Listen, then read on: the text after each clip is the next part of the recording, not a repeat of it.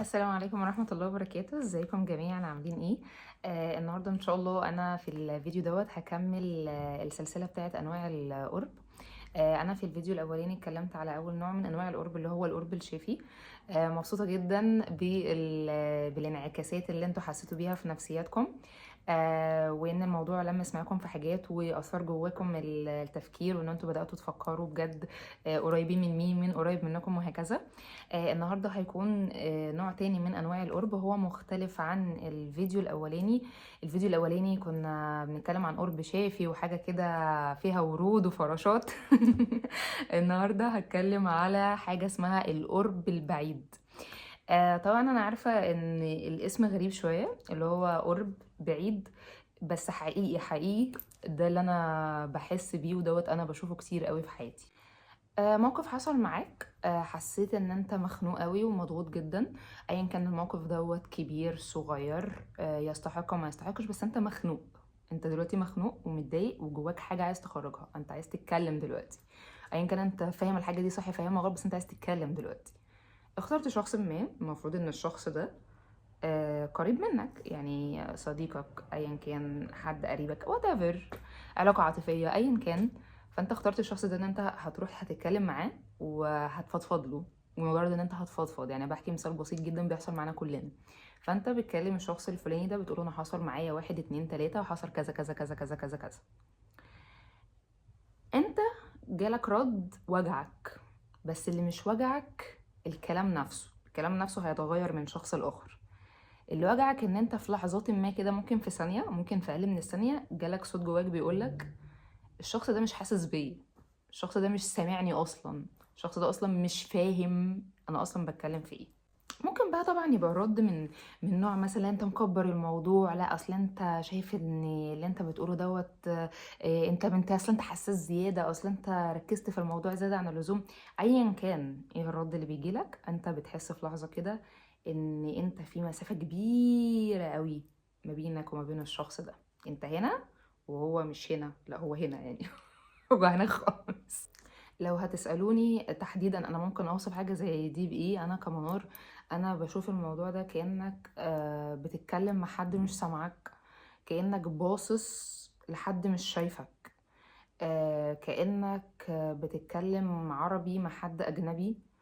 الفكرة اللي بتوجع اكتر ان الانسان لما بينكر حاجة زي كده ويقول لا انا اكيد الشخص دوت فاهمني، اكيد الشخص دوت حاسس بي، اصل احنا علاقة صداقة بقالنا سنين، اصل احنا درجة قرابة كذا، اصل احنا نعرف بعض من زمن الزمن، ويفضل بقى يدي المبررات. الفكرة انا بشوفها في الفريم ده، في الوقت ده بشوف ده الانسان كأنه مصمم. ايا كان مين الانسان، انا شخصيا انا مريت بحاجة زي كده، بس كإنسان بتبقى مصمم كأنك مصر تسمع حد أطرش، مصر توري حد أعمى، مصر تتكلم عربي مصري باللغة الشارع المصري مع حد أجنبي. انت مصمم تستخدم كده، بتصاب بيأس غير طبيعي، لأن انت بتفضل تعمل محاولات مستميتة. تظهر بقى في ان انت تبرر في نفسك، تشرح أكتر، بدل الكلمة ما تقولها في مرة، في كلمتين تضطر تقولها في جملة، والجملة تضطر تقولها في سطرين، والسطرين تضطر تقولهم في صفحة، والصفحة تضطر تقولها في كتاب، والكتاب تضطر تقوله في مجلد. تحس ان انت الموقف اصلا الصغير كان ممكن التأثير بتاعه 20%، ان الشخص ده بقى مش فاهمك، وان هو اصلا محاسش بيك بقى 80%. فانت كده بقى عندك المشكلة الأولانية بقت حاجة قد كده، وعندك مشكلة أكبر منها. وتيجي بعد ما تلاقي بقى ان الحوار ده ما حصلش فيها في رد فعل، تيجي مع نفسك تبقى قاعد مشغول برد فعل الشخص ده، مش مشغول اصلا بالمشكله الاولانيه. ممكن اصلا تاثير المشكله الاصليه اللي انت كنت بتتكلم عنها اصلا يفقد التاثير جواك، بس انت تبقى قاعد بقى في دايره كده بقى عمال بتلف مع نفسك، وازاي الشخص دوت ما حاسس بيا، وازاي الشخص دوت ما فهمنيش. مع ان كان ممكن يقول لك انا حاسس بيك، انا فعلا مقدر، كان ممكن يقول اي حاجه بسيطه، بس ما تقلش، ده ما تقلش. وهنا انا حابه ان انا اتكلم على فكره انه قد ايه، يعني بالرغم من ان الانسان ممكن يكون متألم جدا، وممكن كلمه واحده تخففه، او ممكن تصرف بسيط جدا يريحه، الا ان بالرغم من بساطه الحاجه دي، الا ان مش كل الناس بتعرف تعمل كده.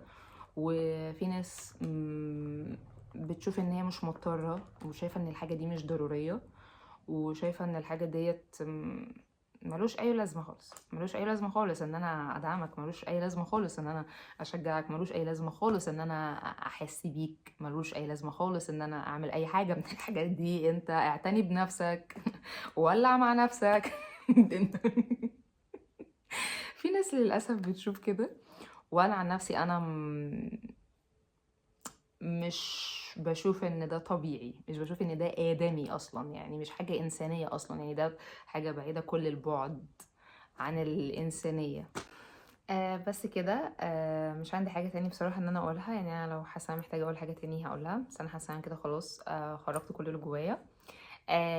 عايزة اعرف الموضوع دوت لمس معاكم ازاي، وببسط جدا لما انتم بتشاركوني، وبكون فرحانة ان الحاجة بتسيب جواكم تأثير فعال، لان انتم بتبتدوا تفكروا في الحاجة، او الموضوع مثلا بيريحكم، او بيترجم حاجة جواكم انتم مش قادرين ان انتم تصوغوها في كلام.